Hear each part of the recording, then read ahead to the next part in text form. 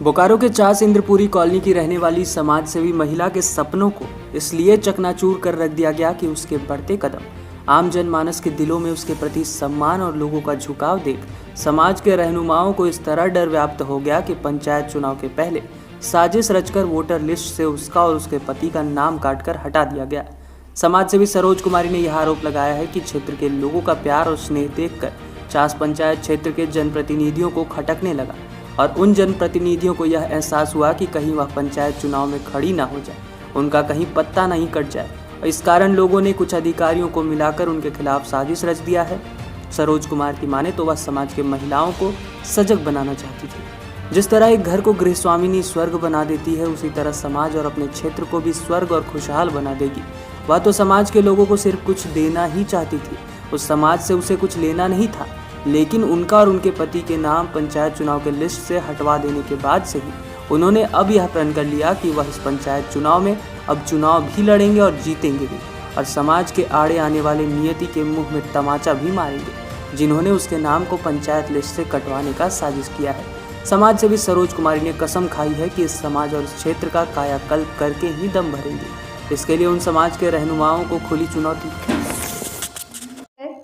इसके पहले हम 2 बार यहाँ वोट दे चुके हैं सतनपुर हाई स्कूल में, और जब 5/1/22 को प्रकाशित सूची में मेरा और मेरा पति का नाम था, उसके बाद विखंडितकरण के समय मेरा और मेरा पति का नाम हटा दिया गया है। इसमें तो साफ साफ पता चल रहा है कि साजिश किया गया है। क्यों, किस लिए किया गया है, ये भी कारण है कि मैं समाज में बहुत लोगों को बहुत कुछ बिना लिए मन से धन से हर चीज़ में हेल्प किए हैं। उसके बाद बहुत कुछ काम किए, गरीबों का हेल्प किए। कोविड के समय बहुत कुछ बांटे, गरीब को घर घर जाके हम बहुत सेवा दिए, मेडिकल से लेके भोजन हर चीज़ में सेवा दिए। लोगों के नज़र में ये आ गया, और जो हैं अभी वर्तमान में मुखिया हो या सरपंच हो या जिला परिषद हो या चेयरमैन हो, सभी को लगा कि आगे चल के ही बहुत कुछ करेगी, बहुत माने लड़ेगी चुनाव। इसके लिए लोगों का मन में शंका आ गया। तो उसी बीच में हमको लग रहा है कि अब कौन साजिश किया ये नहीं बता सकते हैं, लेकिन पूरी हमको लग रहा है कि ये साजिश के तहत पे ही हम लोग का नाम हटा दिया गया है।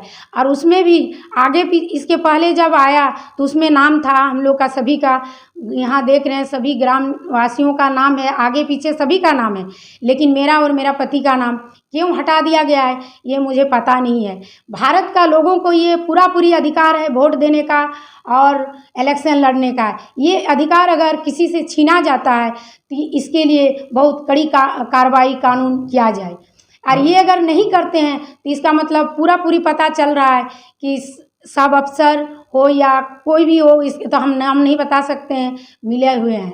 लेकिन क्यों कर रहे हैं इसके लिए भी हमको पता चल रहा है कि ये आ जाएगी चुनाव में या तो चुनाव लड़ेगी, इसके कारण कर रहे हैं। लेकिन ये कर रहे हैं तो इसके लिए कानून भी हम लोग को साथ देंगे और देना चाहिए। आज मेरे साथ ये घटना हुआ, हो सके कल और किसी के साथ होगा, लेकिन इसको अगर कानून नहीं करेंगे तो मैं तो अब जिद में आ गई हूँ और सुधार करके रहूँगी, और नाम तो आएगा ही, और मैं चुनाव लड़ूंगी और चुनाव लड़ के करके दिखाएंगे।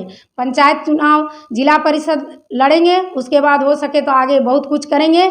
और जो मेरे साथ या तो कर रहे हैं अभी, उसको तो मैं आगे तक छोड़ेंगे नहीं। पता तो चल रहा है, लेकिन अभी हम बता नहीं सक रहे हैं कि कौन है, लेकिन मेरे साथ तो बहुत मैंने ज़बरदस्त साजिश रचे हैं। इसके लिए तो हम लड़ाई कहाँ तक आप लड़ेंगे?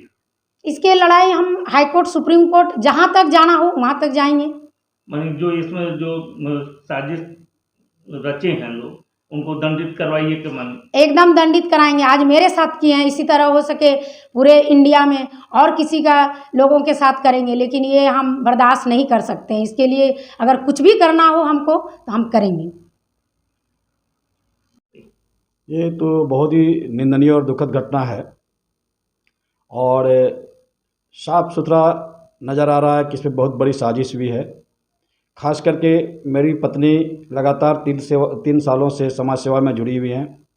कोविड काल में भी लगातार दवा, भोजन, इस सब की व्यवस्था में लगी हुई हैं, और 5/1/2022 को जो प्रकाशित सूची है उसमें हम दोनों का नाम दर्ज है।